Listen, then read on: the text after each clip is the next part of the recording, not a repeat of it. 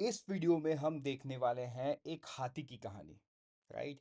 ये हाथी कौन है, आरबीआई किसे हाथी बोलता है, आरबीआई किस हाथी को जंगल में रहने की नसीहत देता है। सो फ्रेंड्स, यस, हम इस हाथी के स्टेटस को डिकोड करेंगे इस वीडियो में। सो the video will be very important for your upcoming exams like IFSCA, RBI, SEBI, NABARD and IBPS का कोई भी एग्जामिनेशन। राइट।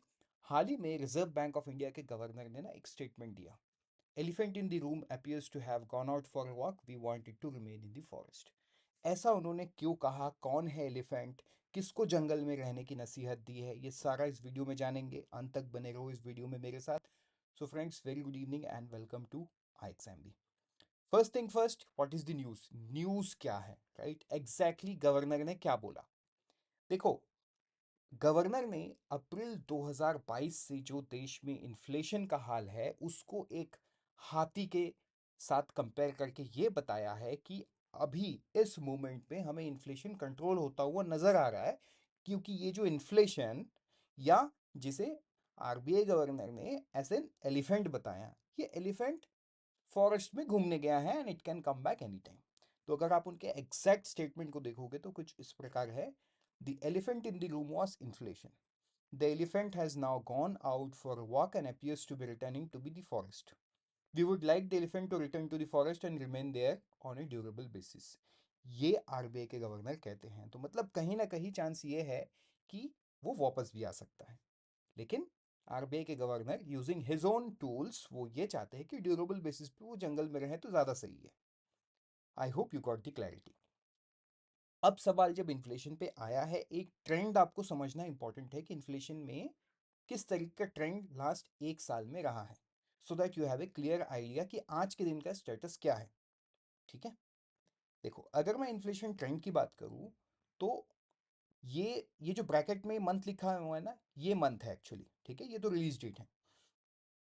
तो थोड़ा सा पीछे 2023 से चलते हैं। मार्च में आप देखो 5.66 था, अप्रैल में 4.70 था, मई में 4.25 था। तो ये मैं कौन सी इन्फ्लेशन की बात कर रहा हूँ, तो देखो ये मैं सीपीआई की बात कर रहा हूँ, कंज्यूमर प्राइस इंडेक्स। ये जो डेटा है, ये ministry of statics and program implementation के अंडर में एक ऑफिस आता है एनएसओ, वो रिलीज करती है। एंड आरबीआई जो इन्फ्लेशन को टारगेट करती है through it's monetary policy, it is that CPI. है ना, ये जो डेटा मैं आपको दिखा रहा हूँ, कई बार सीपीआई और retail inflation used as a synonym term. तो एज एन स्टूडेंट आपको ये समझ में आना चाहिए कि CPI is also equal to retail inflation. ठीक है, that affects us the most. तो आप पूरे साल भर में देखो इन्फ्लेशन का क्या हाल है, लेकिन यहाँ पे आपको ये भी समझना है कि इन्फ्लेशन का बैंड क्या है।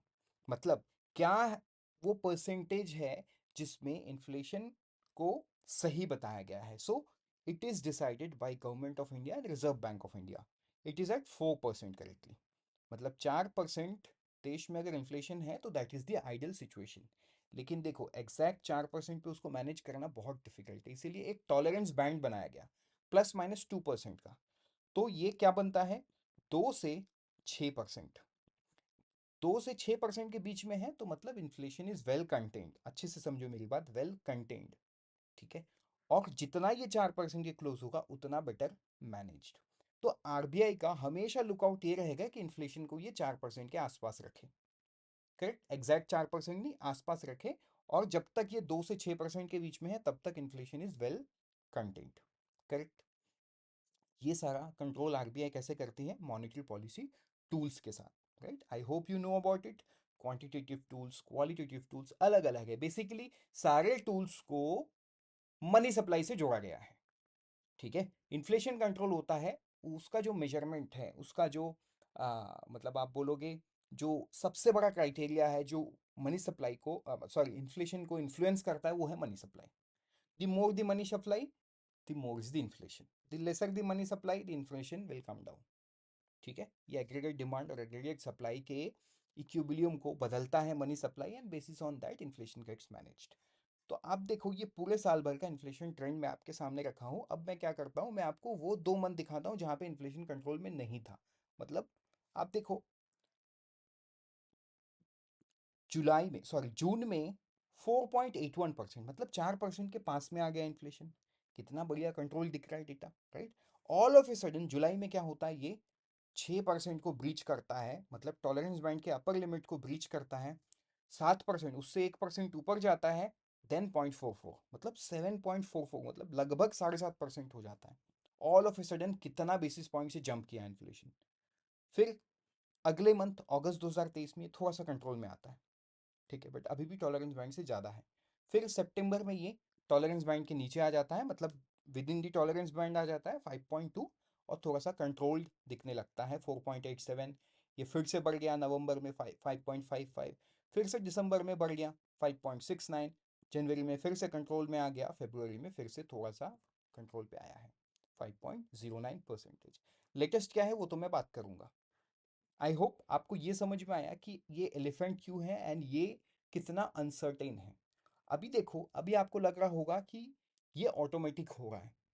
ऑटोमेटिक नहीं, इसके पीछे बहुत सारे कारण, फेस्टिवल्स रीजन हो सकता है, एग्री आउटपुट रीजन हो सकता है, मानसून रीजन हो सकता है, या इंटरनेशनल सप्लाई चेन में कोई इशू हो सकता है। So all the small small micro economic factors build up and influence this, it is not just one factor, ठीक है। तो यहाँ पे जब मैं एग्रीगेट, देखो मैंने डिमांड एंड सप्लाई नहीं बोला, यहाँ पे मैंने एग्रीगेट डिमांड और एग्रीगेट सप्लाई बोला, मतलब देश में मिलने वाला हर टाइप के गुड्स एंड सर्विसेज से जितने सारे जुड़े हुए रीजंस है, थोड़े से भी उसमें ऊपर नीचे हुआ, देन ये इन्फ्लेशन को अफेक्ट करता है, right. I hope you got the clarity now कि ट्रेंड्स किस तरीके से हैं एंड क्यों आरबीआई से एलिफेंट बोल रहा है।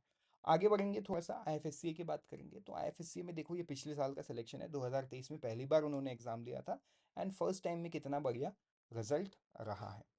जो इस बार का नोटिफिकेशन है, I hope you are preparing for it. Any graduate can apply, 21 तारीख तक फॉर्म भर सकते हो, तो अगर अभी तक आप नहीं भरे हो तो एलिजिबल हो, आप फॉर्म भर दो, राइट।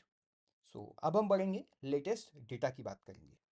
तो इन्फ्लेशन का जो लेटेस्ट डेटा है, मतलब कंज्यूमर प्राइस इंडेक्स मार्च 2024 का, इसमें क्या निकल के आया है, इसमें इन्फ्लेशन निकल के आया है सीपीआई जनरल जो है 4.85, मतलब ये पिछले मंथ से अब ये और बेटर कंट्रोल में आया है। लेकिन मैंने आपको फिर से दिखाया था, याद है पिछले साल, जहाँ पे 4.89 के बाद ऑल ऑफ ए सडन 7.44 हो गया, टॉलरेंस बैंड को ब्रीच करते हुए ऊपर गया inflation. So it can come back any time, correct, it can come back any time, ये आरबीआई गवर्नर का कहना है, and इसीलिए आरबीआई गवर्नर इन्फ्लेशन को एलिफेंट से कंपेयर करके एलिफेंट की तरह बता रहे हैं, right. So I hope CPI क्या है ये आपको समझ में आ गया, ठीक है। रिटेल इन्फ्लेशन क्या है ये आपको याद रखना होगा, मार्च 2024 में इट्स 4.85, ठीक है। वैसा ही सीपीआई होता है रिटेल इन्फ्लेशन। एक और डेटा रिलीज किया जाता है मिनिस्ट्री ऑफ कॉमर्स के द्वारा, विच इज कॉल्ड डब्ल्यूपीआई। क्या बोला जाता है, डब्ल्यूपीआई, ठीक है। ये डब्ल्यूपीआई क्या है, डब्ल्यूपीआई है होलसेल प्राइस इंडेक्स। क्या है, होलसेल प्राइस इंडेक्स। इसको हम सप्लाई साइड इन्फ्लेशन भी बोलते हैं, या होलसेल इन्फ्लेशन, होलसेल तो नाम में है तो होलसेल इन्फ्लेशन भी बोलते हैं, या सप्लाई साइड इन्फ्लेशन भी बोलते हैं, और सीपीआई को कंज्यूमर साइड इन्फ्लेशन। तो देखो, जो डब्ल्यूपीआई है ये कुछ टाइम तक नेगेटिव और पॉइंट पे चल रहा था। आज के दिन पे मार्च 2024 का जो डेटा है वो 0.54% है। अब देखो, अब आपके दिमाग में एक सवाल आ रहा होगा कि सर, सीपीआई 4.85 है और ये पॉइंट पे है, मतलब एक प्रोडक्ट जिसका होलसेल में प्राइस कितना कम है, वो रिटेल में आते आते इतना महंगा हो जा रहा है, जिसकी वजह से आपको और मुझे वो महंगे से खरीदना होगा। If you are thinking this, you are right, you have understood the concept. आपको अगर इस डिफरेंस का कारण समझना है, इसके लिए आपको चैट बॉक्स पे लिखना होगा कि हाँ सर, ये डिफरेंस क्यों है, वो आप मुझे समझाइए। I will make another video. मिलते हैं किसी दूसरे वीडियो में, लेकिन मिलने से पहले मैं आपको बता दूं, आईएफएससी के बारे में जो मैं बात कर रहा था, आप इनके सक्सेस स्टोरी को देख सकते हो, इनका वीडियो आपको डिस्क्रिप्शन में मिलेगा। Do watch them, do take motivation from them, and prepare hard for the examination. So you can check out the course, and also you can see how students are speaking about the course itself, speaking about the people at IXMB who have built the course. So friends, thank you and all the best। Previous year paper दे के एक बार अपने आप को test कर लो, वो भी आपको डिस्क्रिप्शन में मिल जाएगा। Always remember we help you prepare 50% faster with such kind of videos. But सवाल ये है, ये 50% फास्टर प्रिपरेशन कैसे होगा? ये तभी होगा जब आप ऑन द गो हमारे मोबाइल ऐप के थ्रू पढ़ पाओगे। Bye bye.